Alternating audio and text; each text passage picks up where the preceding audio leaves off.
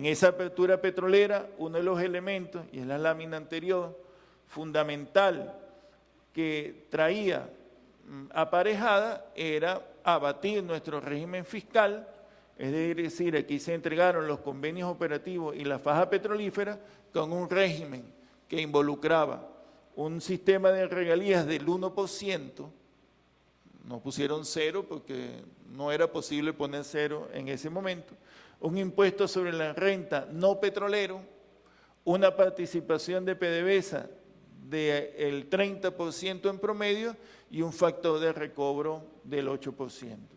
En contraposición, nuestra política de plena soberanía petrolera ha establecido una regalía del 33,3%, un impuesto sobre la renta del 50%, una participación de PDVSA de al menos el 60% y un factor de recobro de más del 20%.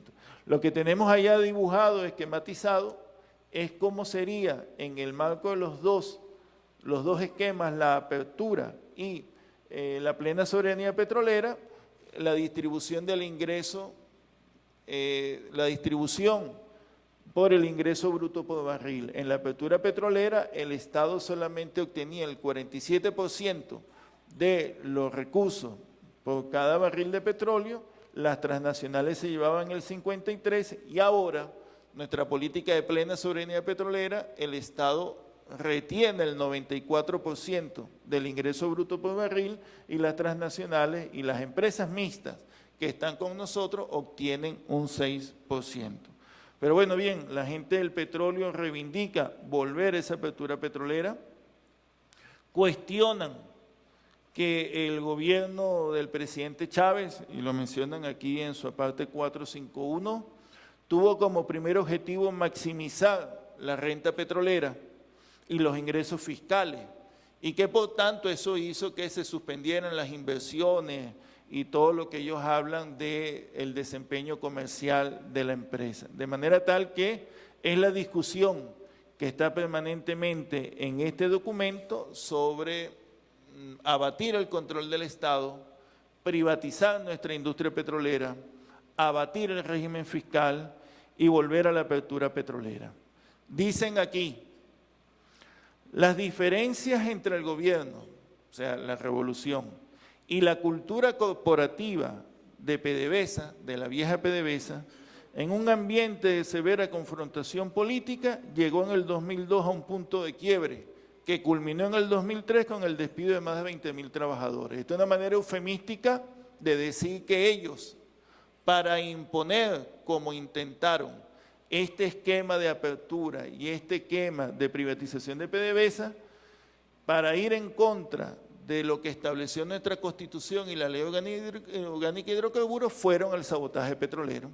Un sabotaje petrolero que debo recordar que nos causó aquí en el país más de 18.700 millones de dólares en pérdidas directas y que significó un ataque frontal a nuestro pueblo, un ataque frontal a nuestro Estado que pretendía desembocar en un golpe de Estado y la desestabilización de nuestro país.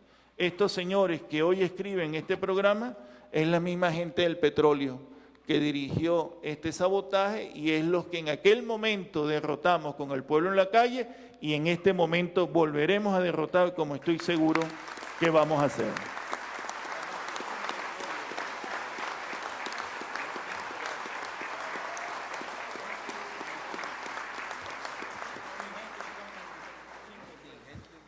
Ni gente ni petróleo. Bien, sigue el documento criticando la participación nuestra en los programas sociales, sigue el documento criticando los aportes al Fonden, es decir, es la permanente discusión sobre el tema de la renta petrolera. Dice acá el documento que se han descuidado mercados tradicionales y geográficamente próximos, es decir, los Estados Unidos, para atender otros mercados como el de China, Rusia, Bielorrusia y seguramente Sudamérica y todo lo que nosotros hemos estado atendiendo en el marco de nuestra política. ¿Quién está hablando aquí? Están hablando los agentes norteamericanos. ¿Quiénes están hablando aquí? Están hablando los agentes de las transnacionales norteamericanas, que antes tenían el monopolio exclusivo de nuestra comercialización y que cumplieron durante 100 años el papel que les asignó el imperialismo norteamericano de entregar petróleo barato y abundante a los Estados Unidos.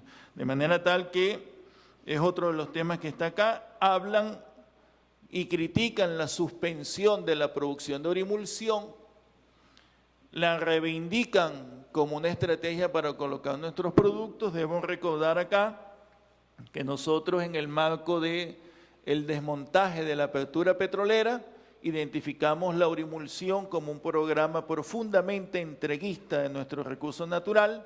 Debemos recordar que allí lo que se hacía era agarrar crudo extra pesado, mezclarlo con agua, decir que era un producto que competía con el carbón y se estuvieron firmando contratos de suministro de petróleo a $4 el barril, que era el precio equivalente a la tonelada de carbón de ese momento.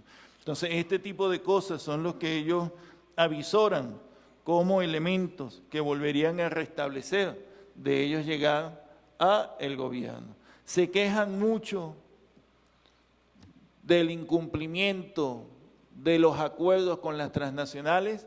Yo debo decir, para que aquí nadie se confunda, que nosotros no fuimos los que acordamos la apertura petrolera. La apertura petrolera la acordó la Cuarta República y el gobierno bolivariano lo que ha hecho es desmontarla, y el gobierno bolivariano lo que ha seguido es una política nacional en el manejo de nuestros recursos. Bien, ahora hablan del marco legal vigente. Hablan de que debe disminuir la participación del Estado en la industria, critican el tema de la que establece nuestra Constitución, trata de confundir.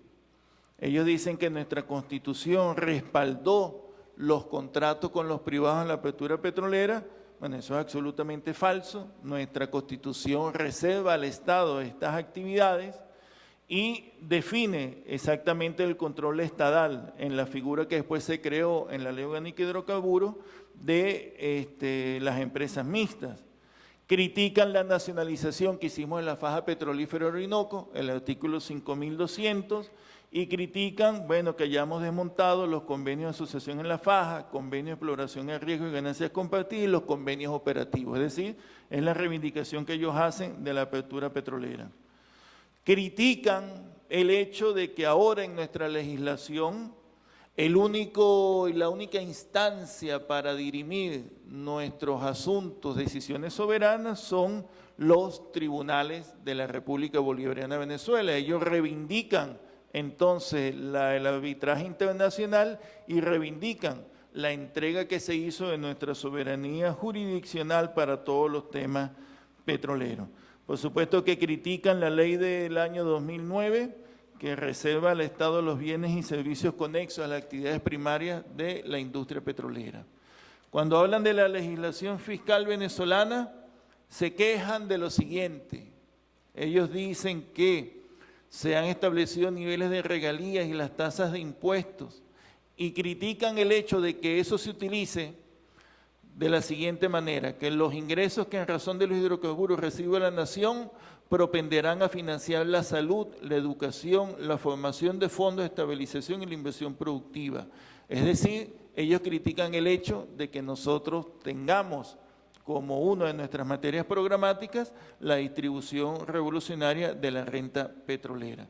Critican, por supuesto, nuestra contribución especial establecida en el mayo del 2011. Ahora vienen los lineamientos de acción, porque todo esto era su deslinde y su posición política e ideológica respecto a la industria petrolera. Vienen los lineamientos de acción. Los voy a leer, esto sí los voy a leer. Hasta ahora lo que he hecho es pasarles por encima. Pero veamos estos temas. Hablan entonces de mantener un necesario nivel de inversión y hablan de la necesidad entonces de introducir en la industria competencias de empresas privadas, nacionales o extranjeras. Es decir, disminuir el rol de Petróleo Venezuela, aumentar la participación de los privados. Ellos argumentan que la escasez de recursos humanos, las restricciones financieras y tecnológicas de la actual PDVSA no le dan capacidad para cumplir con nuestro plan de desarrollo, entonces, Eulogio, serán las transnacionales las que tengan que venir acá a explotar el petróleo de los venezolanos.